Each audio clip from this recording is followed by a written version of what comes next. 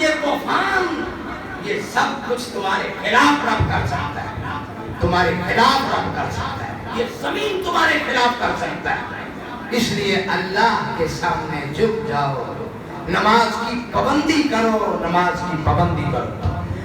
نبی کریم صلی اللہ علیہ وسلم کی کتنی پیاری حدیث ہے، اللہ اکبر، فرمایا بین العبد و بین الکفر ترک الصلاۃ، اور ایک حدیث میں فرمایا اللہ رب العالمین فرمایا الصلاۃ عماد الدین، نماز دین کا ستون ہے، نماز دین کا ستون ہے، سارا دین نماز ہے، سارا دین نماز ہے۔ اور جو شخص اپنے گھر سے وضو کر کے مسجد کی طرف آتا ہے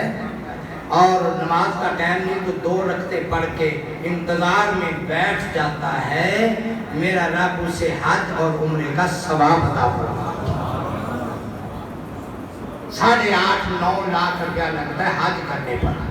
اور پھر بھی پتہ نہیں قبول ہے کہ نہیں، لیکن جو گھر سے وضو کر کے مسجد میں آ جائے، 2 رکعتیں پڑھ کے بیٹھ جائے، میرا رب حج اور عمرے کا ثواب عطا کرتا۔ اور ایک اور حدیث پیش کر کے میں آپ سے اجازت چاہوں گا، فرمایا ما من ولد کان ينظر الى والد نظرۃ الرحمہ الا كتب الله له اجرا مبرورا، جو کسی کوئی نیک بچہ اپنے ماں باپ کی طرف محبت و شفقت کی نظر سے ایک دفعہ دیکھ لیتا ہے، اللہ اس کو حج کا ثواب عطا فرماتا ہے۔ یہ 2 حج میں نے آپ کو بڑے آسان بتا دیے، حج کا ثواب آسان میں نے بتا دیا، ماں باپ کی طرف محبت کی نظر سے دیکھو، اور سسر بھی باپ ہے، استاد بھی باپ کی طرح ہے، اور حقیقی باپ بھی باپ، ان کی خدمت کرو اور ان کے ساتھ